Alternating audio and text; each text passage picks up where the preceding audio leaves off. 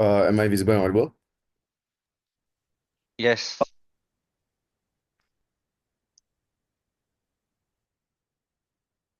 Okay. Yours verbally, please wait. I can't find my phone. Okay. I'm writing through.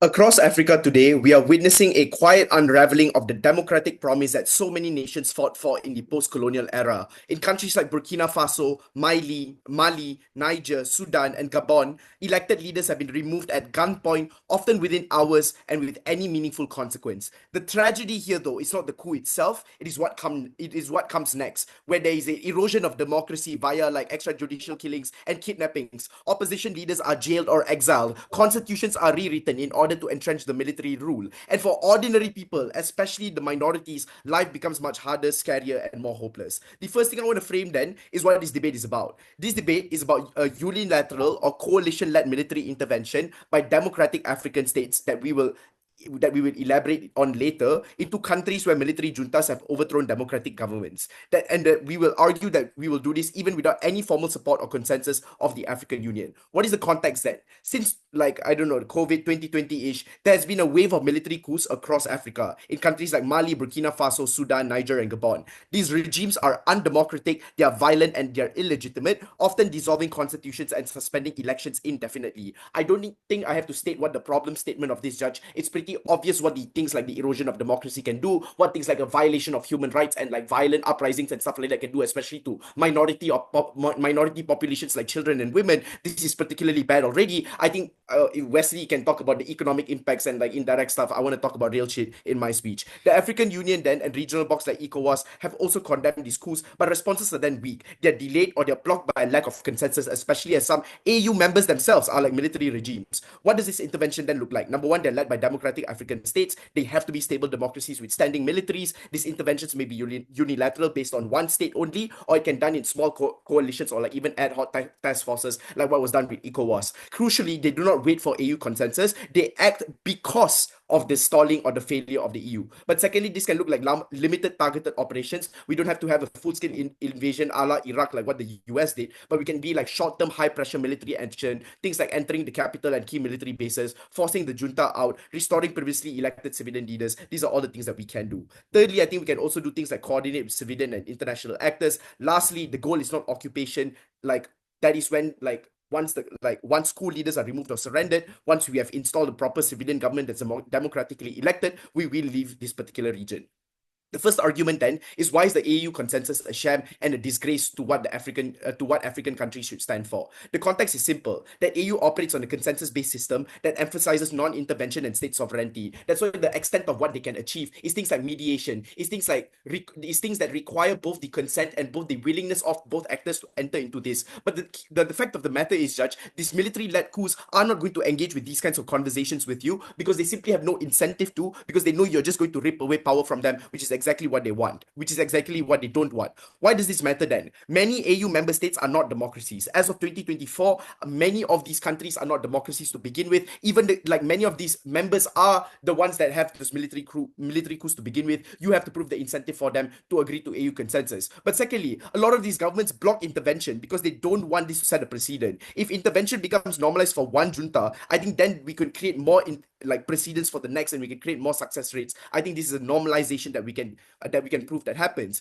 But thirdly, even nominal democracies often have military ties or transitional agreements that make them uncomfortable with things like bold action, right? That is why a lot of times these military juntas are probably like vulnerable and they it is strategic to like intervene at that point of time, but I'll elaborate this in the second argument. But it is these conditions that make it a strategic incentive to stage coups, because coups don't happen simply because of ideology. They are calculated power grabs, right? Generals and these leaders of these movements weigh the risk of things like international backlash, and they choose to act when there's no credible threat of removal. When things like stalling and the failure of the AU happens, this sends a clear message that if you act quickly and you hold on to power, we will condemn you, but we won't touch you. I think then this just creates a playbook for future coups. Act fast, control communications, wait for the world to move on, and eventually people will just stop thinking about you. I think that is when you create more if more impact to not just like the democracies and like the long-term effect, but even in the short term, why a lot of people just die and stuff that it's just like bad to begin with, right? But the last part then of this argument is why international intervention is not just effective, it's a moral obligation, right?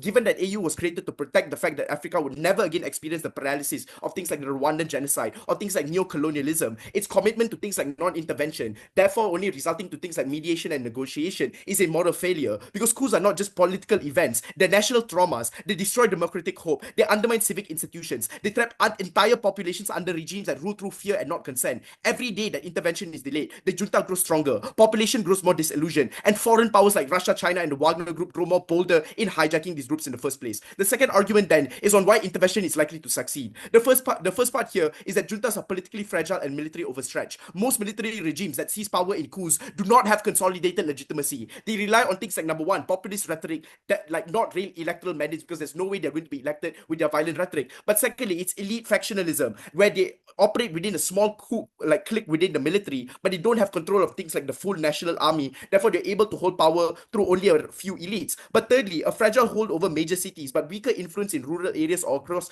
ethnic tribal divides. And I think these are the points at which we can consolidate power at the point at which we intervene. And the reason why we are more capable of doing this is because we are African countries ourselves, right? On your side, you must not just defend the AU, but also Western intervention that has proven to not work because of the general distrust that African nations have towards like neo-colonialism, etc. Before 6, I'll take a POI. So in 2009, the African Union suspended Madagascar's membership to get rid of the coup government. And once the military government stepped down, the African Union readmitted them. This was all done without military intervention. Why are you sending soldiers to kill people? Thank you for your one example, Umar. The second part of this argument is on why intervening forces benefit from superior coordination and external support. Democratically governed African states often have better trained, better equipped militaries with access to, number one, international logistical and surveillance support, number two, intelligence sharing across borders, and number three, access to air power drones and modern modern warfare tactics, right? Where a junta's forces are oftentimes localized and disorganized and lack that ability to get international support. I think then we are able to benefit from this, because we are not just able to get that support from Western groups, we are still able to do this through I don't know, like the African way, and things like more local populations are going to be more comfortable with. But thirdly, even if interventions fail, why is it still good? Because number one, we're able to create long-term deterrence and we're able to shift the norm. Right now, coups are low risk and high reward. Juntas often face only diplomatic condemnation or AU suspensions. Like Umar, tell me in your speech later, what did this AU suspension do? The other reasons that you're not considering probably as to why this junta was eliminated in the first place is because of things like sanctions. It's because of the threats of things like intervention. And if there's this threat that's not coming from anywhere else, especially not the EU, I think it is the time that other African states step up and take the torch to lead this particular intervention to protect democracy in the interest of all of Africa. So proud to propose. Thank you, Speaker, for that speech. Welcoming Leader of Opposition.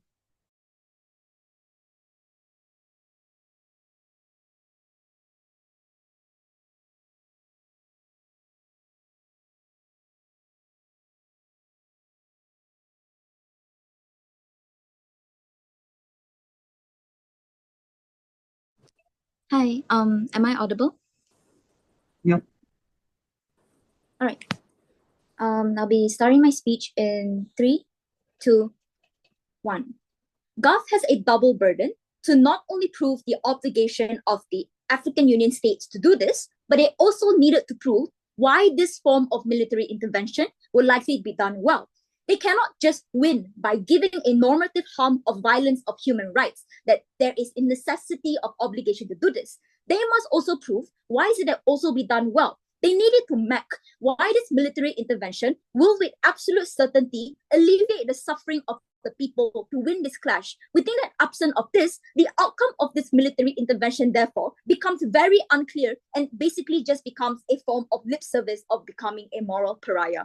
Therefore, the comparative that Op will win is on two fronts. Number one, that military intervention should not be part of a consideration that necessitates bypass of consensus of member states. And second, that even if military intervention must be done, it must be done only through consensus, because we will prove to you why is it that only when it is done through consensus that the success of this military intervention is one that is going to be high.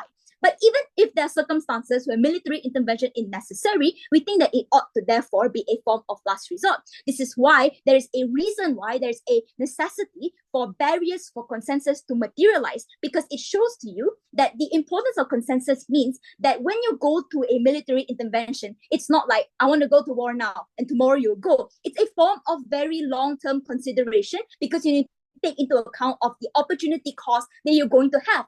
Opportunity cost, not when it comes to your resources, but also about the people within your own states. It's about how it necessarily interacts with the region around you. This looks like extrapolating resources, like whether you want, how many boots on the ground you want to have, how much food are you rationing, how much cost are you putting into training this military. Because of this extreme form of sunk cost and irreversibility that is going to happen, this means that the barriers to achieving military intervention is one that is absolutely necessary. First argument on the principle of African Union, and why is it that on Gulf, you actually destabilize the region of the African Union more when you lead to more members opting out because you bypass the consensus? I want to note that in the status quo, the African Union is now coagulated and held together by the mutual understanding that different actors within this union have different systems of governance. This is the very reason why this consensus is important, because it was never about wanting to get everyone on the same page. It was never about an external top-down imposition of what all African member states ought to do,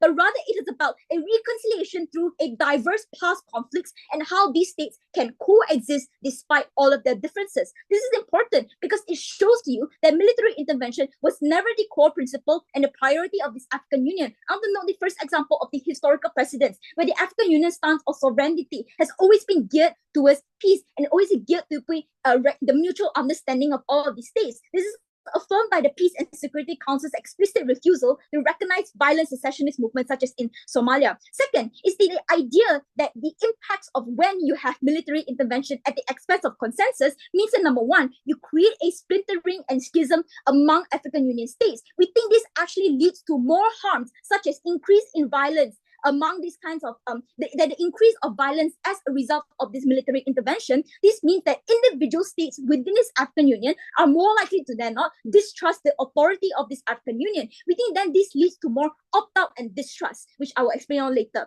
Second is that because these actors have different history and some actors are being backed by France, some are being backed by China, they have different competing interests. Therefore then, when things as such as high stakes as military intervention is one that is bypassed without their consensus, this means that conflict and competing interests happen. This leads to greater tension and a greater militarizing of region by your proxy countries that are backing these states. Third is that this polarization within this African Union states necessarily means that richer states with greater capital, such as such as South Africa, will now have more ability to sway these states into certain favors. This means that necessarily the form of military intervention will always be one that is dominated by the majoritarian narrative. Next, the reason why this form of opt-out is one that's especially harmful, because the idea of whether you ought to military intervene is one of a zero-sum decision.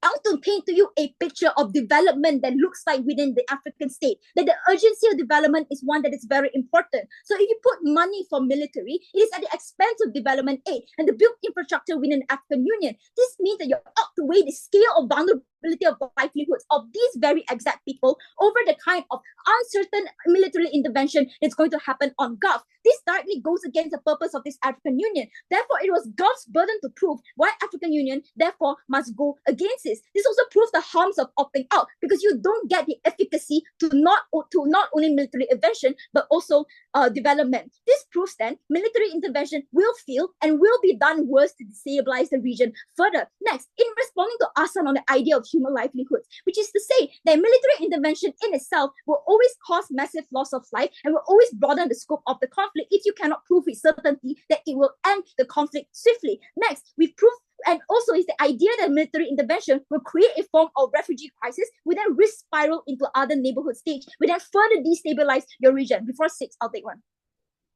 Do you think coups are popular? Because if it is not, then isn't there more violence on your side even in the long term? Because people will keep on fighting on your side versus our side where there's less fights. Okay, so the clash on whether it is easier for us to military intervene so we can swiftly take down this authoritarian regime, or whether when we militarily intervene, you will aggravate the region. We think we have provided you sufficient analysis on why is it that when you intervene, you will actually aggravate and escalate the form of conflict better, because it's not just about African Union, but it's also about the kind of proxy wars that is likely to happen and the kind of schism and splintering, especially when you go at the expense of consensus. Next, now I want to argue on the legitimacy of the African Union as to why that even if you must have military intervention, it must be with consensus. We think that this means that when there's military intervention on consensus, it is likely that this form of military intervention is one that is absolute necessity, or second, one that takes into account the interests of the African Union states, because consensus requires discussions and dialogues across member states and to take into account the voices of each member states equally. This means that the success of military intervention actually increases alongside with consensus, because number one, you're likely to share the resources among African Union states. When it is done with consensus, you're likely to cooperate with each other in the pursuit of the success of this military intervention. Second, when it is a form of military intervention, optics-wise, it is a form of legitimate military intervention. This means that you are likely going to get more external backing, such as from the United Nations, such as from other countries that are willing to help you out and give you more resources, because now this is a form of legitimate military intervention that is unlikely to cause any form of internal conflict and internal schism on your side. This means that at the end of the day, to have a form of military intervention, there's one that is successful, come side with all. I thank the speaker for that speech. Welcoming Deputy Prime Minister.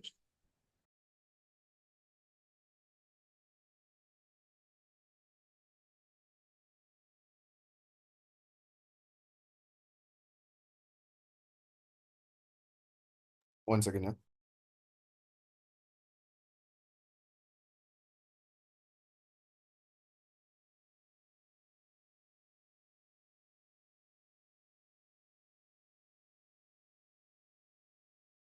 Right, can you see and hear me? Yes to both. Great.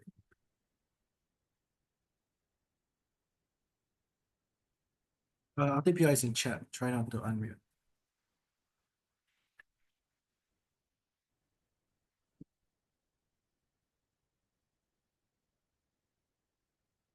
We are glad that the Gabon and Madagascar worked in 2009, that the AU was able to non-violently achieve a step down of what is a violent regime. But this opposition team is willing to roll the dice again and again with whether that gamble works, and risk instances like South Sudan blowing up, risk instances like Rwanda, where the loss of human life becomes so insurmountable that even the most bloodiest of interventions still pale in comparison to the lives that are lost where these regime leaders lead. I think these are instances where we cannot wait. We need to intervene. We need to intervene now. I think there are two broad forms of clashes I'll get into before I get into what is one or two forms of argued extensions in terms of the case. First, why it's unlikely for the AU to act on these regimes? And I want to note that this is broadly what the comparative in terms of opposition argues, which is that the AU is likely going to either intervene in non-violent ways or intervene in terms of a military intervention once they take certain times. I think this is unlikely to occur on multiple reasons. First, not that the AU operates in the two-third majority consensus, which means it takes a two-third majority in order to get any policy or any consensus decision passed in terms of the AU. Why is this highly unlikely? It's because oftentimes states like Burkina Faso and states like Mali and oftentimes have allies or have strategic partners within the region as well, which is often what happens is you get a push against a two-third majority within the African Union. That means any consensus decision made by the African Union takes an incredibly long time, not just logistically in order to pass these certain things, but also takes an incredibly long time, as NC claims, in order to make sure that these interventions are done at all, which means you get bogged down in details about who is bearing logistical costs, who are bearing certain areas. And the reason why this is problematic is because the vast majority of the time, a lot of African Union states just simply aren't equipped for military intervention, which is why discussions around the African Union and delegations of tasks and abilities for contribution oftentimes takes incredibly long in order to handle these issues in a very timely manner. What do we tell you on the comparative? When the unique position to not only intervene well, but also intervene quickly because of the reasons that Ahsan tells you.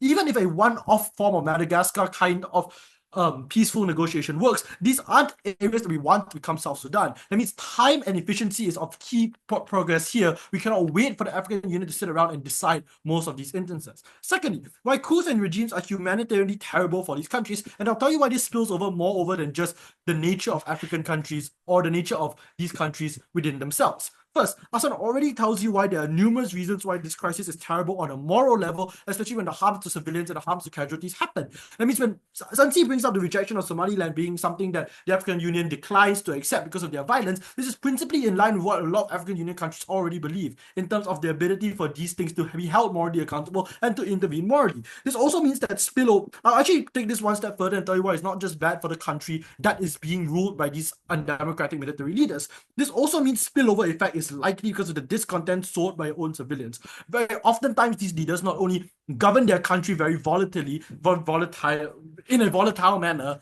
and use narratives in order to persecute and prosecute individuals, but they also use very anti-imperialist agendas and very propaganda language in order to spread their agenda or spread their ability to overturn governments throughout Africa. That means on net, what happens is intervention is by virtue of self-defense. Cyclical regimes lead to more and more spillover effects when they spread their kinds of anti-imperialist agendas beyond the borders of their own country. Which means on net, when intervention happens, is to prevent the kinds of spillover effects and prevent the kinds of chaos that a single non-democratic military leader can cause to the rest of the region. So this prevents future bloodshed because you stop having to put down rebellions within your own countries. You stop having to put down extremist groups within your own because you handle the core source of this problem from the beginning. But also why violence is perpetuated. I think that's the last thing that comes out from opposition that is actually necessary. So there's many reasons to why violence is perpetuated, because it's very simply that a lot of these regimes just aren't popular regimes to begin with. As refer to what Ahsan claims about the nature of these coups and how violent dictators oftentimes treat their citizens, we don't think these are vastly popular individuals on net. So it's unlikely for future rebels or future dissenting to happen at the point in which the intervention happens in ways that are quick and ways that are efficient, which are all analysis that Ahsan proves to you that doesn't get a response. All the response that we get is, oh, but African Union needs time and it takes better time. But oftentimes Ahsan proves to you that not only are these the most well-equipped interventions due to the nature of the economic status of these regions, but also the most well-positioned by their significantly more democratic region. This is why intervention is likely to be a lot better. Two things after this then. First, why this is better in terms of why intervention is better for the economic state of Africa as a region, and this affects everyone in Africa. There are 4 reasons here. First, why Africa? Currently, Africa is broadly a bad investment prospect for most of the global world.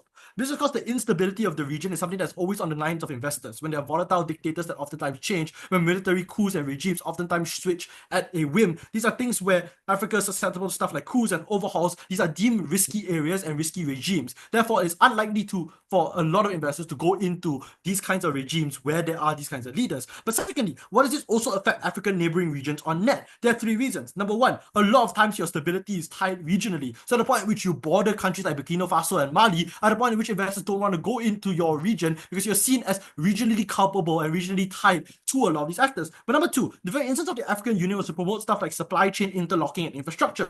When you have countries where your supply chains are tied to going through these kinds of changing regimes and violent dictators, it's when your supply chains actually get compromised in the most majority of instances. But third, this oftentimes have radical economic policies brought on by new dictators who want to make themselves known, which is why neighboring African regions therefore suffer. Before I get into why intervention solves this side.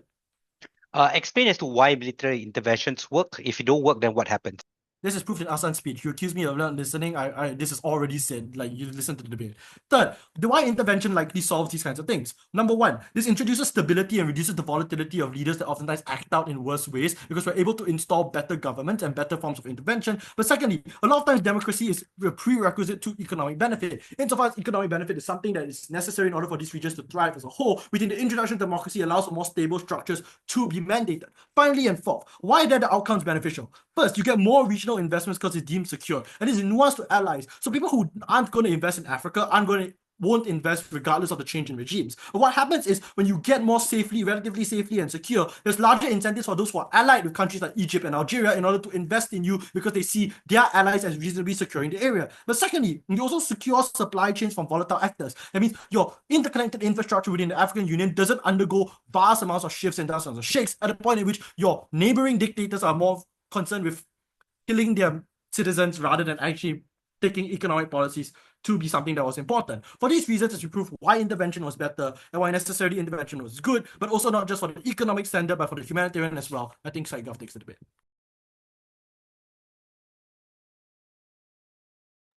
I thank the speaker for that speech, welcoming Deputy Leader of Opposition.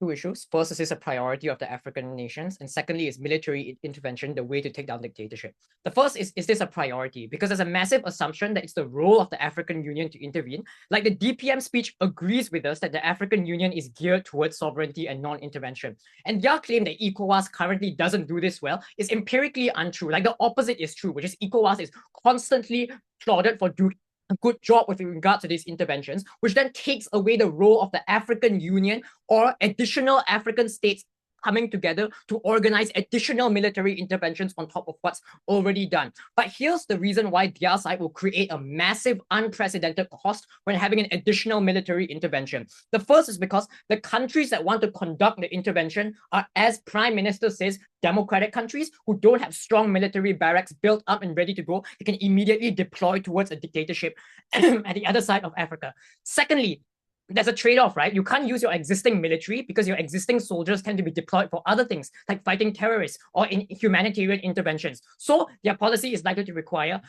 a huge amount of additional money on top of this, which is likely to weaken these states' economic position and take away from their other priorities, in which their only response is we can have targeted intervention, so we target the regime when it's at its weakest.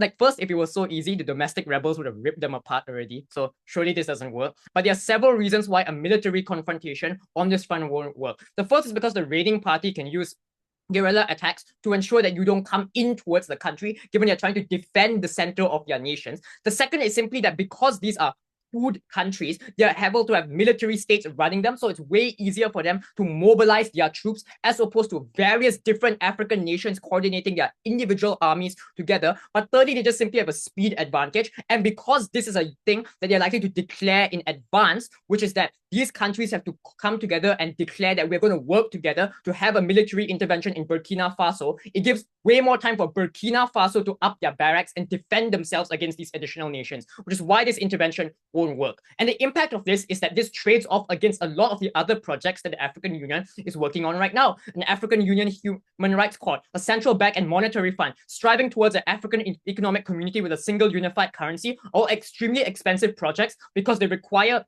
money to invest into these things, and they slash the budgets for these things because these states unilaterally agree that they want to go and fight a war that is not even theirs. Their claim is that this is important, and in order for the economic stuff to happen, you need to intervene first. But the claim is that supply chains get compromised, so we need to intervene. Again, it assumes that the military intervention reduces conflict, but if it increases conflict, then you don't help the supply chains. In fact, you actively worsen them, and it's worse because as opposed to on their side, the harm of a dictatorship is concentrated in one or two nations, as opposed to on your side. Now it's breaking apart across the whole continent because everyone is sending their own military troops. So if countries are deterred by the fact that there's undemocratic regimes or the fact that there's troops all around, their side massively increases the scale at which the deterrence happens because you just get way more troops involved in that fight. But the third thing I would note is that I don't think the dictatorship is actually that bad. Like in terms of economic benefit, like Xi Jinping has explicitly gone on record to say that China's primary responsibility in Africa is to combat terrorism and not to politically interfere in African conflicts. Like Xi Jinping directly works with a lot of the dictatorships right now. So even if citizens are unsatisfied democratically with the government, they still get economic benefit from a lot of infrastructure projects and so on. So they don't actually prove why democracy is the end-all be-all thing that the African Union should strive towards. I've explained why it trades off against all the other things that the African Union needs. But the second issue is how should African states get involved? I framed out why topping undemocratic regimes is not on the African Union's priority list, but even if it is, we explain two simple things. One, a military intervention should happen only and only if there is consensus, because consensus is what allows you to get more capacity, which is able to overcome the organizational constraints I talked about earlier. But secondly, when you don't get consensus, you want non-military support. None of their harms about the wrongfulness about the dictatorship. It's about the average citizen's socio-economic welfare. But guess what? It was peacekeeping forces, the African standby force that built infrastructure and supported businesses. It was the African Peace and Security Council that helped in peaceful mediation on the civil war in the Ivory Coast. So they can't say the mechanisms don't work because DPM says they want to set up governments afterwards. That's not through a military intervention. That's through a mediation process, which we prove. Their next claim is that coups are unpopular, so people will incite civil war anyways. But that assumes we do nothing about a coup. We gave a host of mechanisms to which the only response was Madagascar was a gamble, as if their entire intervention isn't equally a gamble. And they refused to answer the question of why uniquely military intervention is needed. Here's what the AU suspension did, Ahsan. It directly weakened the economic trade links between Madagascar and the rest of Africa, but those trade links can be re-established once constitutional rule was brought back to Madagascar. What cannot be brought back are the countless lives that are lost when this team sends guns and tanks to raze their cities to the ground. For a team that talks the talk about the Rwandan genocide, they are very happy to create a new one themselves. But the Rwandan genocide example is terrible for their side because it was not military intervention that saved lives. It was UN humanitarian aid that provided refuge for Tutsis and moderate Hutus and assisted with the evacuation of foreign nationals. This already concedes to our mechanism for non-African intervention to come in here, and it's better. And the reason this is better is because if they don't agree to a consensus intervention now, means they don't want to see the regime being toppled. So if you try to topple the regime, obviously there's going to be pushback, which increases the scale of conflict that happens. So they assume that this thing will go smoothly. We've explained many reasons for why if they don't agree to the consensus intervention, they won't agree to your non-consensus intervention before that point. No. So second, what is the pathway for reconstruction after the intervention? Like, okay, kick out the coup, then what do? Like, none of their mechanisms actually prove that. In fact, the power vacuum that they will create, because it's created through a military intervention, is likely to be far worse, because that's when you allow Islamic groups in Burkina Faso to take power, because they can weaponize the fact that all other African unions came to invade their country. That is when you're able to rile up a lot of populism, rile up a lot more terrorist activity, because they have something to point fingers towards. But here's the biggest harm on proxy wars, because do you know who's in Niger? It's France, because they're actively mining Nigerian uranium deposits. Do you know who's in Burkina Faso? Again, it's France, because French MNCs actively invest in emerging tech companies. And it's not just France. It's China who has made security deals with South Sudan and Mali. It's Italy who's already stationed their troops in Somalia because they want to secure ports for European maritime trade. So what happens when Africa decides to mobilize a standing AU army to a French-backed Niger or a Chinese-backed South Sudan? That is throwing a match on the powder keg of political and military violence where the region explodes into bloodshed and slaughter. Their side does not solve the problem of the dictatorship. We've explained why that is actually, first, not a problem. Second, if it is, there are a host of other ways we solve it. But thirdly, they just actively worsen the situation by ending lives permanently. For those reasons, oppose. I thank you for that speech. Welcoming government.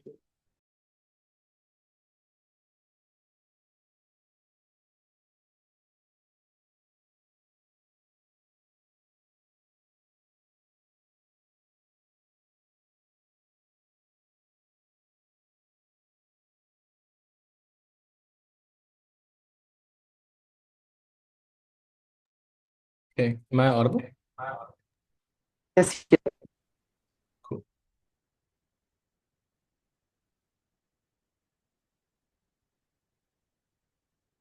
This op team does not actually have a comparative.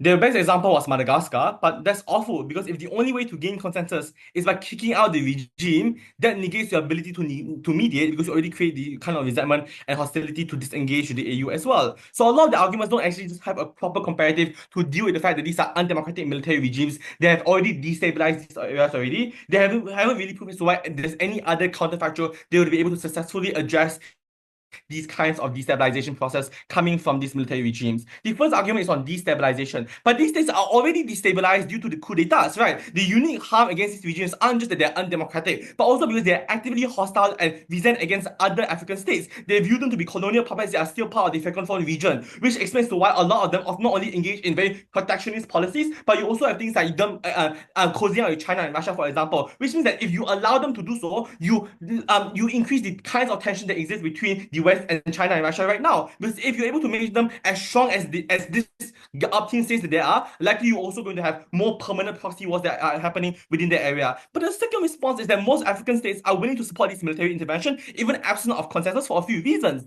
The first is that, as Ahsan says, as you allow for these military regimes to consolidate power, it becomes significantly harder to depose of them in the long run because they coagulate together with other military regimes, which means you take significantly more manpower and more resources on your comparative. The second is that most African states are disillusioned with the political gridlock that existed within the AU, because not only is the threshold to justify this intervention quite high, but precisely because these military regimes are part of the AU, they have incentive to drag out the negotiation process as long as possible and leverage more and more compromise from democratic African states, which means that if they don't want to do that, they have to either kick them out or just militarily intervene in them. The third is that a lot of African states do prioritize stability above all else. Coup d'etats happening nearby your region not just harms your own economic prospect, but makes these states increasingly more prone to coup d'etats themselves as well, which means that even if they don't bypass the consensus of the AU, they likely have other reasons and other natural incentives for them to want to support this military intervention anyways. The third response is that on proxy wars, this assumes that superpowers like China or Russia have a foreign interest in military regimes that are economically not very powerful, like Burkina Faso, like Niger, like Gabon, for example. So I argue that when African states do intervene in these instances, there's just no incentive for China or any other proxy actor to side with the undemocratic but economically weaker side. So again, there's no likelihood analysis coming from UNC about this. Umar and Mo says that if you read the news, you'll see Xi Jinping saying something about it. But that's the point, right? If Xi Jinping is able to consolidate power within the area, not only do we inflame already existing proxy war within the area already, but you also just make it significantly harder for you to be able to push back against these kinds of tension. The other important thing to point out is that just because peace worked before doesn't mean it worked right now. Like, they still don't prove as to why military intervention are any better on their side simply because of consensus. Because if not, this is very unsure as to what is the solvency of the comparative. You drag out the negotiation process, it is unsure what are you going to reach a consensus about. It is unsure whether or not you're able to depose on the military leader in the long run. I don't think this thing listens to PM, right? We gave you various reasons to suggest that military interventions are going to be effective because post-coup, juntas are disoriented and disorganized. They don't have full control over the military just yet. Second, there's political turmoil to power. So power isn't concentrated within these regimes. They are still dispersed quite across. It's only when they consolidate power when it becomes harder for you to depose on them. But thirdly, it's used a lot more localized, right? Because it's more localized, it means that it's just harder for you to be able to consolidate that power like immediately. Obviously, you have to go through a pretty long process for you to do so as well. So a lot of this points out that they just don't listen to our speech. We gave you very good reasons as to why not only can they do this well, but also you're able to prevent future bloodshed happening within these areas already. We gave you various reasons why a lot of these undemocratic military regimes are not only bad because they engage in things like extrajudicial killing. They don't prove as to why the way in here is that China gets to build a new port, and why that is significantly better than the countless amounts of lives that are lost because of things like extrajudicial killing, because of things like the mass rape of women within these areas, because of the torture of POWs within these areas. They don't really waste why the economic prospect of China is any better than the kinds of humanitarian loss that you cause under their comparative. The fourth is that they don't explain that troops are already fighting against terrorists or whatever. This is at best an assertion. They don't explain as to why they are fighting against like terrorists or whatever. They just say it. So Umar is correct in saying that they can still mobilize, but post-coup, the time for you to mobilize amidst political turmoil is still significantly harder. Therefore, there is an urgency for you to intervene right now, precisely because they still haven't successfully mobilized the vast majority of the army. This team then lies about opportunity cost. Because why do you need soldiers for the fucking bank to run or for things like monetary policy? These things just throwing away words to say that you're wasting away money. But as this team concedes, and as we concede, the states that are likely going to intervene are economically resilient states. They're likely not only collaborate with other African nations that also face similar threats of coup d'etats, but also because they themselves are economically resilient enough to be able to fund the army. So it's not like them funding the army suddenly cripples the economy. Likely they also are able to maintain the economy while also engaging in military intervention. The China analysis here also just isn't true. Maybe you have one or two African states that are willing to do so, but the vast majority of these states are not just protectionists, but have the unique harm towards inspiring more coup d'etats in this area that they haven't really engaged with. Before that, any POIs? Yeah, you still haven't explained as to what happens when these interventions fail.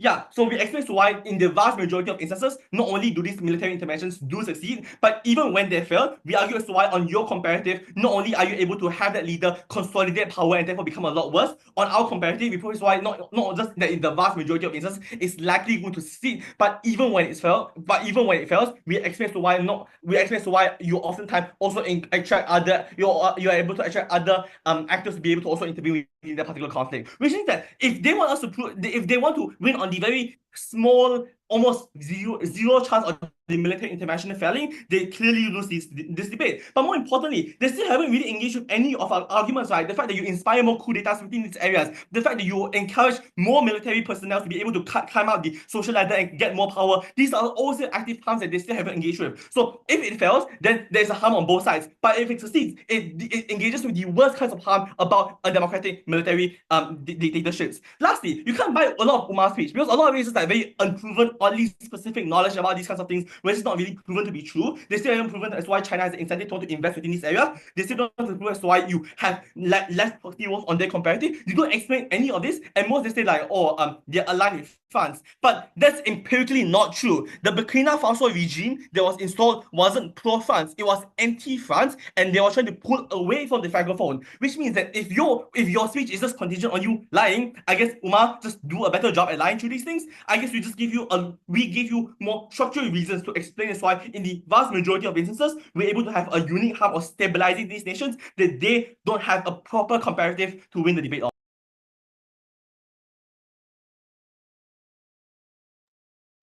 For that speech, welcoming opposition with.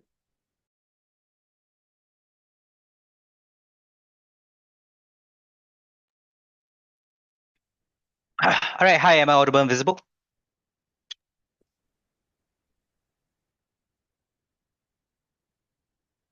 I will assume yes. Am I audible? Yes, you are audible. Okay, all right.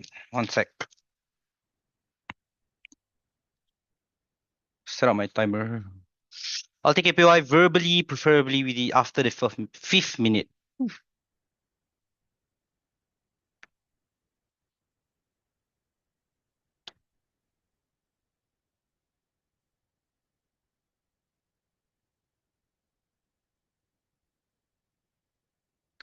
Starting my speech in 3, 2, 1. The downfall of Gulf is very apparent because a large chunk of the argumentations only manifests itself in moments where military interventions are successful. I think the resistance to actually telling as to why when this fail, this is a good thing still is a clear reason why they lose. But a few things and how I'm going to deal with them. The first few things is I want to take out the assertions coming out from Gulf Whip and then lastly answer a few questions as to necessarily point to you as to why they're insensitive to the case and trying their best to be dismissive. Let's deal with Gulf Whip's questions. The first posit that Gulf Whip says is that these states are already destabilized. Yes, they are already destabilized, but it's far worse when you destabilize them further. You can't just see military interventions is the sure shot silver bullet to solving all these problems without explaining to mechanisms to why this is true. I'll deal with this, and their attempt to mitigate this was the idea that juntas are disorganized and by virtue of that they're not established and fragile. But realistically, in the strategy in war, it is easier to be a defender than a raiding party that needs to siege a state. The reality here is that the resources needed to protect a state is far less as opposed to one that's raiding. This is historically significant and true. You need a significant advantage for you to be able to take down these juntas. That's why necessarily the argumentation coming out from Op was simple, that the only way in which you can do this is a collaboration of resources when it's seen as one that's a consensus and a principal linearity is established. But second thing was this idea that most African states want to cooperate to do these missions. I think the question that becomes, where's the proof to this? Because there's tension within their case. The earlier speaker said there is a mixed bag of governance when it talks to Africa, and that's why often time consensus can't be reached. But then they say, but most African states want to do this anyway. This tension is unresolvable. They needed to either be A, principally linear on their operations, or B, constantly different. We'll buy the frame earlier and say they're different by virtue of this. This does not prove that they will cooperate to do this. But lastly was this dismissive response to proxy wars. The argumentation was, but you can't prove foreign actor incentive to protect the African region. Bro, you're not listening to Umar's speech, because Umar specifically tell you that it's not only about resources, which oftentimes is the case, i.e. the need for lithium within the African regions, heavy metals and rare metals within the African region, or naval routes and strategic places that are necessarily needed within the African regions. By virtue of this, more likely than not, there is foreign interest to be within those regions. But thirdly, even if you don't believe for resources and naval routes, it is power grabbing. That's necessarily how neo-colonization works. Imperialist forces will constantly power grab within the African region, and this is still apparent within the African region. By virtue of this, you can't just say proxy wars don't happen. We've proven to you sufficiently that proxy wars is a real harm that needed to tackle, didn't tackle at all. Let's then deal with 6 questions that necessarily kill our government as a whole. Let's deal with destabilization and polarization and their constant need to not want to deal with this problem. The understanding is simple, that is in tension with the principles of the EU, and oftentimes the AU and the member states have other priorities that means that they oftentimes don't really want to engage within military intervention. The destabilization and polarization argument is simple, that if you're able to, for example, democratically act without consensus and build a coalition to act on it, the question that becomes, in the mixed bags of governance, what stops the other party from doing the same thing? What stops authoritarian regimes to bending banding together and challenging democratic instances. This proves to you that when your precedent sets and there's an ability at the opening of the Pandora box, this is where you're more likely to have more conflict and more tension within the region and more destabilization and polarization. You split apart the AU to half bodies which are necessarily democratic and half bodies which are authoritarian. This means you're not fulfilling the principles of the AU that you attempt to see. Let's deal with the best case of Gulf here. Is the argumentation around resources and the reality. The best case on opposition here was to explain to you necessarily that the moment in which military interventions need to happen needs to come at a sweeping victory. The only time a sweeping victory can be attained is when you're able to consensus, make a decision on an operation. This means there are resources that they talk about, or the argumentation around resources being able to be shared, intelligence sharing, and military forces being coagulated can only exist when consensus is achieved. The ability for you to do this can also prove two things: that the backlash is much lesser by virtue of principal alignment because people voted and agreed that this is the decision that we want to do. But the third question that I really want to ask you is a very simple gut check: wars versus coups, which are worse? Because the reality that Gulf tries to do is to really diminish the idea that wars are something that's okay. They come to you with the rhetoric that, oh my god, it's bad that people are living within coups, but don't want to take the rhetoric of how wars necessarily are, of bombs dropping over your region. This is something that they necessarily do, and the ability to water down this reality of war is something we cannot buy. Wars are inherently bad as well, guys. That's why we want to avoid wars all the time. But lastly, on uniqueness of consensus, I think uniqueness of consensus was quite clear about explaining how certainty in principle linearity is important. But lastly then, was the idea of who's actually gambling. See, the problem here within opposition is within government is the argumentation that you see that military interventions are not gambling. This is the true gamble here because they can't say with certainty. They don't have a mirror ball that tells them that the future is certain, that military interventions will definitely succeed. Because the flip is true. The moment where you fail those military interventions is where you embolden more dictatorships and authoritarian regimes. That's where other people are more signaled to do those things and say, we can fight back against those forces. Let's do it more. Sure, Raymond. Firstly, nice new material in Whip about lithium and naval routes. Secondly, how does consensus look like in the AU, and how long will it take for you to come to consensus on your comparative? Bro, really not listening to Ensi's speech because Ensi explained to you consensus means a large majority of the states, the two-third majority thing. Yeah, simple. But secondly, it's an explanation about precedent and how this sets AU and its responses oftentimes. This means the first response that people think will always be about military intervention as opposed to economic sanctions or other forms of alternatives. This reality is bad because this means constantly the first idea is that conflict is the only way in which you can resolve problems with the African Union. This is directly in line with the argumentations around the relevancy of the African Union. When African states no longer feel the African Union can serve a common interest between multiple different backs of governance, this is where those states would probably leave the African Union. This means where you used to have a platform to talk about within with different governance, you lose this platform. People just say screw the African Union. It's always going to be a polarized side. There's always going to be a morally right or morally wrong actor. The reality is that the African Union doesn't operate on this, and the principle of it was always very clear. What is the independent pathway to success that opposition proves to you? The independent pathway to success the opposition proves to you is very simple. That the reality around wars is one that's something that we rather have only when we accept absolutely certain that it's good. The reality is that we'd rather gamble if this debate is about gambling and ensure that we win a prolonged battle as opposed to one that's extremely risky, one that you cannot prove will succeed.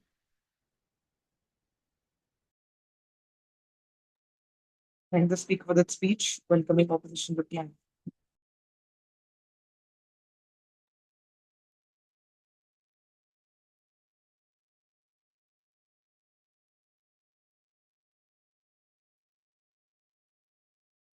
So they rely on a couple of unproven premises. First, dictatorships are uniquely bad. So we're going to deal with that first by disproving it.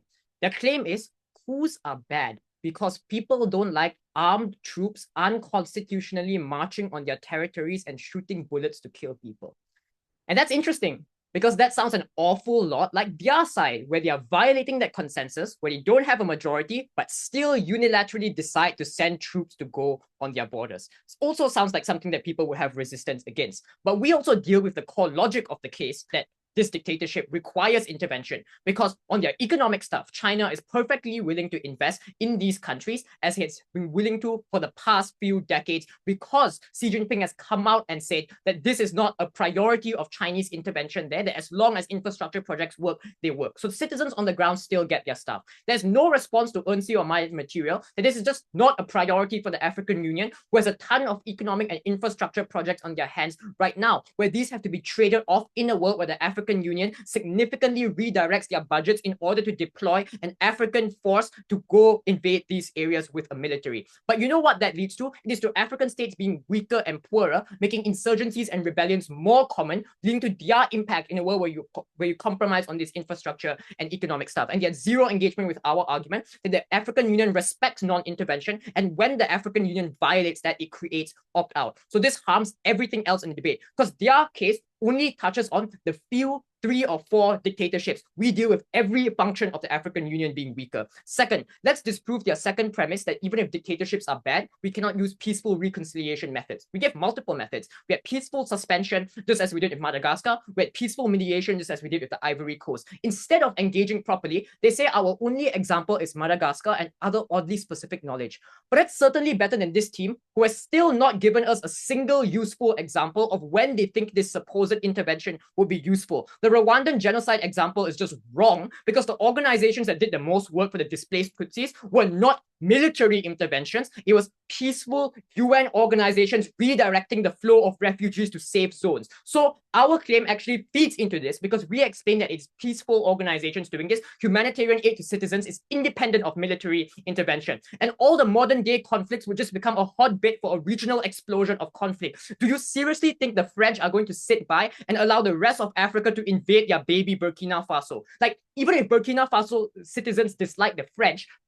are still in their country and want their minerals. Like, it's not about what the people want. The fact is the French are stationed there, and they will push back against it when you try to invade their country. And this creates enormous amounts of proxy wars. Do you think Xi Jinping will let Egypt invade South Sudan when Chinese ships are already docked there? It's incredibly unclear why, even if you can launch a successful attack, why those nations won't retaliate with their own attack, especially when they're backed by foreign superpowers with vested interest in your nation. They've given us very little to actually work with. A comparative on our side is we can negotiate with those countries, because these countries, regardless of whether there's a proxy involved or not, are more willing to engage diplomatically, and you don't create the hundreds of lives lost as a byproduct of you militarily intervening.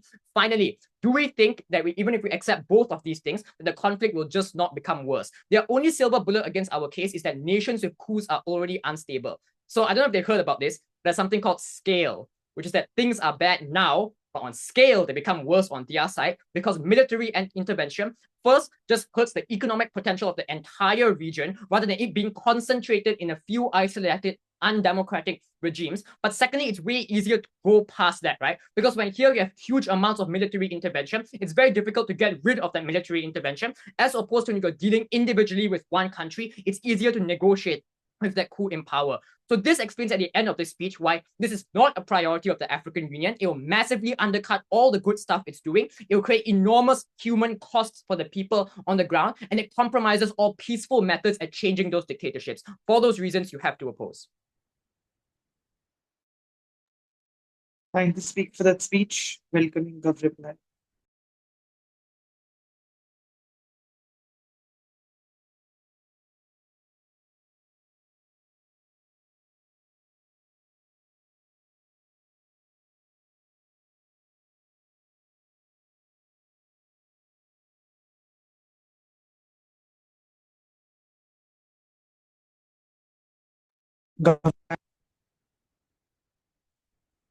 Yep, I'm here. Just give me 1 second, yeah?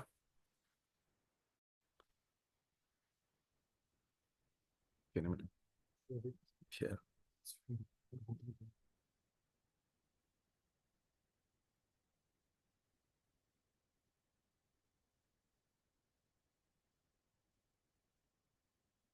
Okay, can I be seen and heard? Yes. Okay.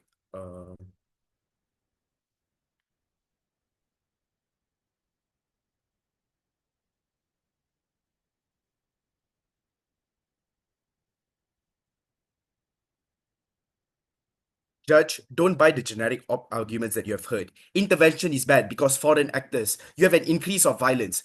Don't buy the fact because absent of a proper comparative coming from the side of opposition and weighing on why any of this is better on their side of the house, they fail. But secondly, Judge, look at how they are sneaky with their one-liners, right? Number one, how they deal with coups. Madagascar, duh. How this works, why is this logically applicable in the context that we're talking about? Unclear. Secondly, why is foreign intervention good? Because China gives money. Why are you likely going to get China money in this case? Why would this only happen in a vacuum that doesn't intervene and clash with what the incentives of other actors are? Unclear why they're able to get this benefit. You can't credit this, Judge. I get this an IR round and judging spec is like a bit looser, but saying, look at this example and look at that example, I don't think can be credited as being persuasive. But number one, but here are a few more like strategic errors. Number one is like the lack of agreement coming from the government side as to whether or not intervention is necessary. It clearly, in Ernst's speech, they agree that some form of AU intervention is needed, but only through consensus to avoid antagonizing other actors. But what do they mean by this consensus? Because initially, they concede that intervention is desirable, citing Madagascar as a success. However, Syed then later changes the stance, arguing that AU states have other priorities and probably don't want to intervene at all. I think this clearly contradicts that earlier premise and shifts the burden entirely. But secondly, I think this lack of clarity down the bench is what affects their ability to be persuasive as a whole. But the sector thing that I want to tell you about is why we are better able to address the urgency and systemic nature of coups. I think government's case is quite consistently built around why they don't deal with urgency on their side of the house. We told you why AU is already fragmented. Consensus is impossible because many member states are led or allied with military juntas. They also have no standing army, so they must rely on national militaries on their side of the house as well. Opposition tries to claim intervention causes more violence, but they never explain how diplomacy stops the bloodshed once a coup is already in place. They never once told us what kind of interventions they're going to get on their side of the house and what is the likelihood of these being successful. Comparatively, Judge, from my speech itself, I told you why intervention is likely going to be successful because these states are vulnerable, because these states only exist within elite factions within the militaries and stuff like that. Therefore, you are able to consolidate the power. They said, it's easier for them to fight you back because it's only one military versus you have to deal with. There's so many military you have to consolidate. Bro, if these are neighboring countries, I just have to go next door and the military is consolidated already. I don't get what's so difficult about this, Judge. Why does Gov win this clash then? Because number one, Op assumes consensus is possible. I think we prove it doesn't. They don't weigh this out. But secondly, we give you structural reasons that the AU has no standing army, that requires a 2/3 majority, and delays allow juntas to consolidate. They just said, we will get some form of agreement because countries care either way. If countries care either way, why isn't it that what they're pushing for is intervention, especially when we've proven to you the spillover effects? Why this doesn't just lead to bloodshed across borders, but also things like a degradation of the economy? I think we proved that incentive much clearer as to why is it that if they care to the point at which they would view intervention as one being that's necessary. I think why we proved to you on the metric of urgency, the fact that coup momentums are growing, we are able to stop this. Number two, feasibility, we proved to you why consensus are unlikely to be gotten. But three, legitimacy, I don't think we are able to understand why is it that this debate has to operate on what the AU stands for. This is not an actor debate about the AU. It's what African countries should do in response to the AU, in spite of what the AU response should be. This is not a fair claim. Second clash then, even if the AU interventions fail, why did then better in status quo? We told you why, even if it's a failed intervention, it's able to send a strong signal that coups will not be tolerated, because we raise the cost of seizing power, because military leaders must factor in things like rail resistance. Why we're able to strengthen the deterrent norm that AU stands for things like democracy, which co-opts their principle as well. Opposition says, you create polarization and war while you have limited resources and might botch it. Diplomacy can be long-term and less violent, but you don't prove how these tensions are then settled on your side of the house. Because if there is a spillover effect, if other countries are also affected as a result, likely there is going to be some tension broiling already. At least they get to channel this tension into solving that particular conflict, as opposed to that tension being one that's long-standing, long-term, and one that leads to more instability within the region as well. The weighing here is simple, Judge, that the long-term impact on their side is caused as a result of inaction. But number two, I think we are able to set a symbolic stance against things like coups, therefore creating a deterrent that's far more effective than whatever that they have proposed thus far in this debate. So proud to propose. I thank that speaker for that speech.